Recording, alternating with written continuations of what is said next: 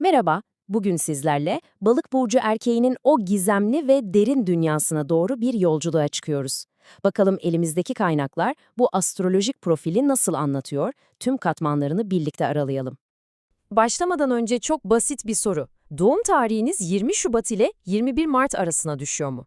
Eğer cevabınız evetse, o zaman arkanıza yaslanın çünkü bu kozmik plan doğrudan sizinle ilgili olabilir. Harika! O zaman hemen konuya dalalım. Balık burcu erkeğini tam olarak ne tanımlar? Gelin önce kaynağımızın çizdiği fiziksel portreye şöyle bir göz atalım.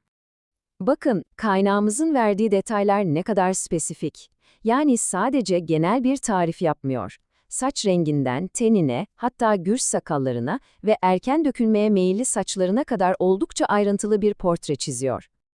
Fiziksel özellikler bir yana, asıl mesele tabii ki kişilik. İşte burası çok ilginç. Kaynağımız bir yandan neşeli, sosyal, kahkahalarla gülen bir karakter çizerken, diğer yanda inançlı, vefalı, inanılmaz cömert ve derin bir ruhtan bahsediyor.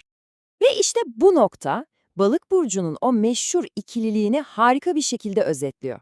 Yani bir an neşeyle kahkaha atarken görebileceğiniz bu adam, bir sonraki an kendi içine dönüp derin bir melankolinin içinde kaybolabilir. Şimdi sıkı durun çünkü işler daha da ilginçleşiyor. Bu kaynağa göre aslında tek bir balık burcu erkeği yok. Doğum tarihinize bağlı olarak tam 3 farklı tipten bahsediliyor. Bakalım siz hangisiniz?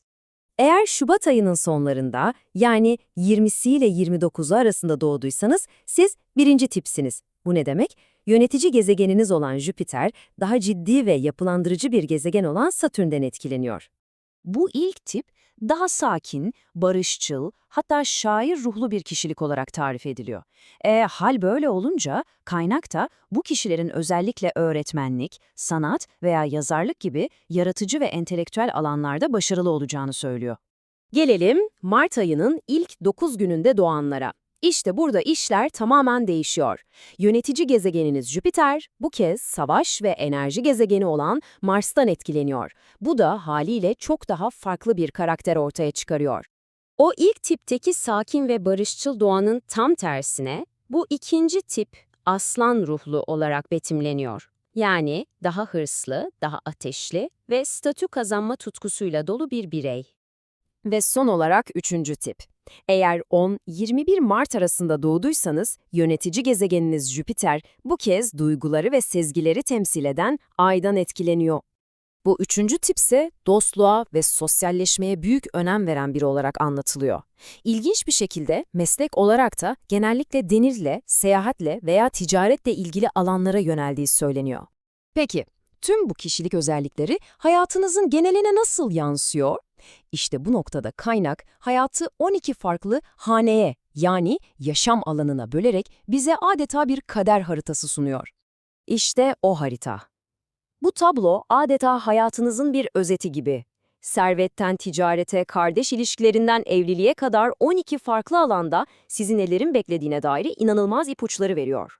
Mesela bakın, 5. hanede çocuklarınızın çoğunlukla kız olacağı, 9. hanede ise salı günü doğuya yapacağınız yolculukların şanslı geçeceği gibi çok spesifik öngörüler var. Az önceki tablodan en şaşırtıcı detaylardan birini çekip çıkarmak istedim. Kaynağımıza göre balık erkeğinin başından tam 3, hatta 5 nikah geçmesi muhtemel.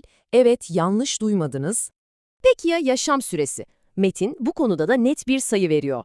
Eğer 1, 20 ve 30 yaşlarındaki o kritik tehlikeleri atlatabilirseniz sizi tam 85 yıllık bir ömür bekliyor. Peki tüm bu astrolojik bilgilerle ne yapmalısınız? Elinizde böyle bir harita varken en doğru yolu nasıl bulacaksınız? Kaynak tam da bu sorulara cevap veren çok özel tavsiyelerle sona eriyor. İlişkiler konusunda tavsiye çok net. Ateş grubu burçları, yani Koç, Aslan, Yay gibi burçlarla dostluk kurmanız tavsiye edilirken, toprak grubu olan Boğa, Başak ve Oğlak'tan ise sakınmanız gerektiği söyleniyor.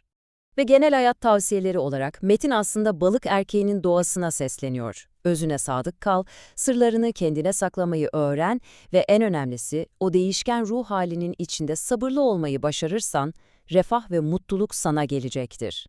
Ve sizi kaynağın doğrudan kendi sözleriyle kaderinize dair bu güçlü ve umut dolu mesajla baş başa bırakıyoruz.